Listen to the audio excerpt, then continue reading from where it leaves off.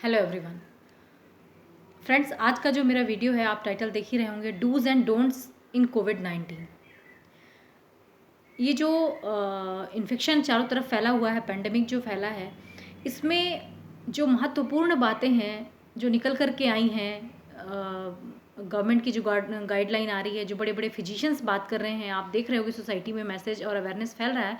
But मैं as a homeopath मैं देख रही हूँ कि लोगों में अभी भी अवेयरनेस और जानकारी की बहुत कमी है। उसके अभाव में जो तकलीफ़ है वो बहुत ज़्यादा बढ़ जाती है, कॉम्प्लिकेशन होने लगते हैं बॉडी में और हम समय गंवा देते हैं। तो मुझसे जुड़े हुए जो लोग हैं, कई सारी इंटीरियर के लोग काफ़ी जुड़े हुए हैं, बहुत दूर दूर से लोग जुड़े हुए हैं, मुझे कॉल करते हैं ट्रीटमेंट के लिए। तो मैं बेसिकली उनके लिए ये वीडियो बनाना चाह रही हूँ फ्रेंड्स, कि हमें अपने समय को बर्बाद नहीं करना है। इस बीमारी में दिनों की बहुत वैल्यू है, तो हमें क्या करना चाहिए और क्या नहीं करना चाहिए उसके बारे में बात करेंगे आज। सबसे पहले मैं कहना चाहूँगी, इसमें पहला दिन जो होता है वो बहुत महत्वपूर्ण होता है और इसके बाद छठवां दिन बहुत महत्वपूर्ण होता है, राइट। पहला दिन मतलब जैसे ही आपको कोई कंप्लेंट डेवलप हो, आपकी बॉडी में फीवर है, कफ एंड कोल्ड है, कुछ भी अनईजी डेवलप हो गया जो लग रहा है कोविड से रिलेटेड लग रहा है। एंड देखिए, अभी का जो करंट सिनेरियो चल रहा है उसमें तो ये है कि मलेरिया टाइफॉइड के पेशेंट्स भी कोविड में ही कंसीडर किए जा रहे हैं जानकारी के अभाव में। एंड कई बार क्या हो रहा है कि आरटीपीसीआर नेगेटिव आ रहा है, जो इसका मेन टेस्ट है वो भी नेगेटिव आ रहा है। तो उसकी वजह से हो क्या रहा है कि मैक्सिमम पेशेंट कोविड में ही कंसीडर किए जा रहे हैं, ठीक है। तो अब अगर आपको कोई सिम्टम डेवलप हो गया, फीवर है, कफ एंड कोल्ड है, सोर थ्रोट है, बॉडी एक है, तो आप अपने को लेकर चलो कि हो सकता है कि मुझे कोविड-19 हो। तो अब उस कोविड के लिए हमें करना क्या है वो देखिए। जैसे ही पहले दिन आपको सिम्टम्स बॉडी में डेवलप हो जाएँ, आपको जो भी सिम्टम्स मैंने आपको बताए, 4-5 सिम्टम है इसके, बुखार आना, शरीर में बहुत ज़्यादा दर्द होना, सिर दर्द होना, आँखों में जलन होना, सूखी खांसी या थोड़ा सा कफ निकलना, सीने में भारीपन लगना, कंजेशन लगना, दस्त लगना, या मुंह में स्वाद चले जाना, नाक में स्मेल चले जाना, इस तरह के कई सारे सिम्टम हैं जो निकल कर के सामने आए हैं। तो इनमें से कुछ भी अगर आपको हो रहा है तो आप अपने आप को कंसीडर कर सकते हैं कि मुझे हो सकता है कि ये इन्फेक्शन हो गया हो। एंड उसके लिए सबसे पहला जो कदम है वो है आइसोलेशन। आप अपने आप को अपनी फैमिली से भी अलग एक कमरे में रख लें, ठीक है। इसके बाद जो प्राइमरी ट्रीटमेंट है वो पहले दिन से ही स्टार्ट हो जाना चाहिए। ऐसा नहीं कि मुझे वेट करना है कि हो सकता है चला जाए। देखिए, मैंने कहा ना आपको कि सारी जो कंडीशन है वो एकदम वायरल भी इसी के साथ ऐड हो गया है कि वायरल इन्फेक्शन जो होते थे हमें, सेम वो कोविड की तरह, कोविड भी एक वायरल ही है, बट जो उनके सिम्टम थे वो फ्लू होता था और अपने आप ठीक हो जाता था। कोविड कई बार प्रोग्रेस कर रहा है, निमोनिया की तरफ बढ़ जाता है, राइट। बॉडी में कॉम्प्लिकेशन डेवलप हो जाते हैं। तो यहाँ पर हमने फर्स्ट डे ही अपने फिजिशियन से बात कर लेना है। जो प्राइमरी ट्रीटमेंट है वो हमारा स्टार्ट हो जाना चाहिए।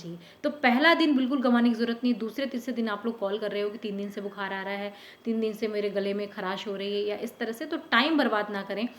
दूसरा ये है कि जैसे ही पहले दिन से आपको कंप्लेन शुरू हो जाए, आप अपना टेम्परेचर नापना शुरू कर दें। थर्मामीटर से, डिजिटल थर्मामीटर हो तो बहुत ही अच्छा है।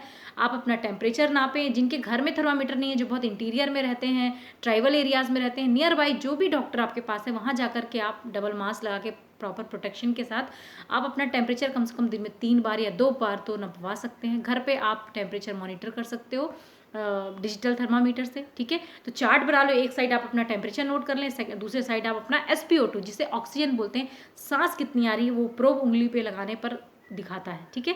तो आपने अपनी सांस और अपना टेम्परेचर चार्ट प्रिपेयर कर लेना है एंड उसमें नोट करते जाना।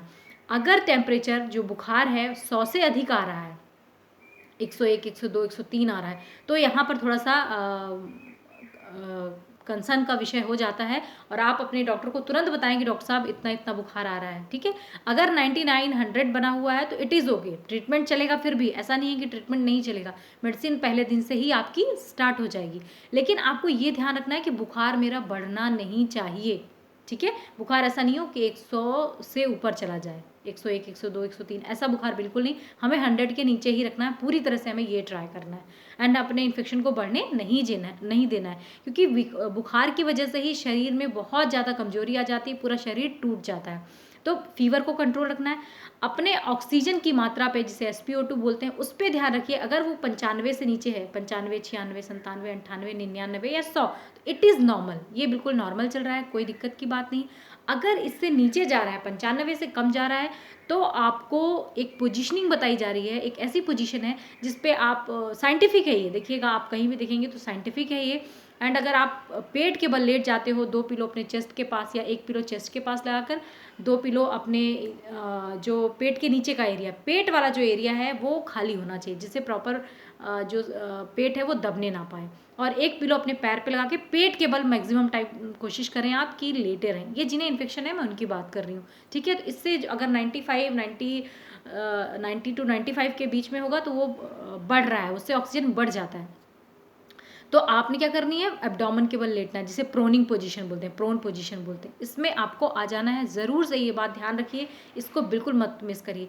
तीसरी चीज़ जो मुझे देखने मिल रही है, सीने में भारीपन। कुछ पेशेंट बोल रहे हैं डॉक्टर साहब सीने में बहुत भारीपन है, सांस लेने में दिक्कत हो रही। ऐसे पेशेंट को अपनी ऑक्सीजन की मात्रा पर ज़रूर से ध्यान देना चाहिए।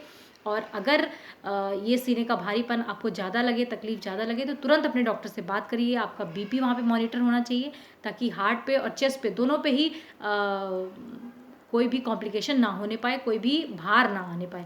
तो उसके लिए ट्रीटमेंट लेना बहुत ज़रूरी हो जाता है, बिना टाइम वेस्ट किए। इसके साथ साथ अगर इन्फेक्शन हो गया है तो लिक्विड की मात्रा खूब बढ़ाएं। इवन इन्फेक्शन होने से पहले ही पानी खूब पीना चाहिए। दिन में 10 से 12 ग्लास पानी पियो। नींबू पानी तो बेस्ट है, नींबू डाल के 1-2 बार, जिससे विटामिन सी की मात्रा भी हमारे अंदर जा सके। तो पानी की मात्रा खूब सारा बढ़ाएं। थोड़ा थोड़ा करके सिंपल डाइट लें, हल्का खाना लें, जो बहुत ज़रूरी है इन्फेक्शन होने से पहले और इन्फेक्शन के समय भी, है ना। तला भुना खाना खाने से बचें और हल्का खाना घर में ही बना करके उसको बहुत अच्छे से खाना खाइए और रेस्ट करिए। जिन्हें इन्फेक्शन हो गया, कंप्लीट बेड रेस्ट में आ जाइए। आपको मूव करने की यहाँ से वहाँ ज़रूरत नहीं है। 3 से 5 दिन में ही आप बिल्कुल ठीक हो जाते हैं। कुछ भी ऐसा नहीं होता कि आपको जाने की ज़रूरत पड़े। फिर अगर आपका फीवर 5वें दिन के बाद भी 100 से ऊपर आ रहा है, 101 से ऊपर आ रहा है, तो वहाँ पर आपको हॉस्पिटल की तरफ जाना चाहिए, या फिर अपने डॉक्टर से बात करके गाइड लेना चाहिए कि डॉक्टर साहब नेक्स्ट अब हमें क्या स्टेप करना है। तो अपने फीवर पे ध्यान रखें, अपने सैचुरेशन पे ध्यान रखें, जो सबसे ज़्यादा ज़रूरी है ना। और आपके सीने में भारीपन ना होने पाए, उस पर भी पूरा ध्यान रखिए, क्योंकि कई बार हार्ट में और चेस्ट में प्रेशर बहुत ज़्यादा आ जाता है इन्फेक्शन की वजह से। तो हमें अपने इन्फेक्शन को बढ़ने नहीं देना है, सबसे ज़रूरी ये है। जहाँ इन्फेक्शन बढ़ जाता है वहाँ कॉम्प्लिकेशन होती है, लेकिन नॉर्मल अगर हम इनिशियली ही अपने आप को इस तरह से प्रिपेयर करेंगे, तैयार रखेंगे, तो इन्फेक्शन बढ़ने नहीं पाएगा। हम होम्योपैथ्स पूरी तरह से ट्राई कर रहे हैं कि हम अपने पेशेंट को मेडिसिन दें और उन्हें कॉम्प्लिकेशन की तरफ जाना ही ना पड़े, कॉम्प्लिकेशन होने ही ना पाए बॉडी में, और उससे बहुत अच्छा रिलीफ 2 से 3 दिन में ही पेशेंट हमारे रिकवर हो रहे हैं, which is very very important thing. तो आपने क्या करना है, समय की बर्बादी बिल्कुल नहीं, पहले दिन से ही ट्रीटमेंट स्टार्ट करिए। अपने ऑक्सीजन की मात्रा पे ध्यान रखिए। थोड़ा सा कम हो रहा है अगर ऑक्सीजन, तो पेट के बल पोजीशन पे आ जाए। पानी की मात्रा बहुत ज़्यादा रखिए। और देखिए, घबराने से, डरने से तो अच्छा है कि अपने आप को तैयार रखें कि जो होगा देखेंगे, और उस देखेंगे में प्रिपरेशन करिए। ऐसा नहीं कि वेट करेंगे जो होगा देखेंगे। तो क्या करना है, आप प्राणायाम करिए, सांस लेने की, सांस छोड़ने की सही प्रैक्टिस करिए। सब कुछ आपको अवेलेबल है, वीडियोस, उन्हें देखें। सही तरीके से अपने लंग्स को मजबूत बनाने वाली प्रैक्टिसेस करें, अच्छे से योगा एक्सरसाइज करें, और अपने आप को इस इन्फेक्शन से पूरी तरह से आप इस प्रोसेस के थ्रू हटा सकते हैं। Thank you so much.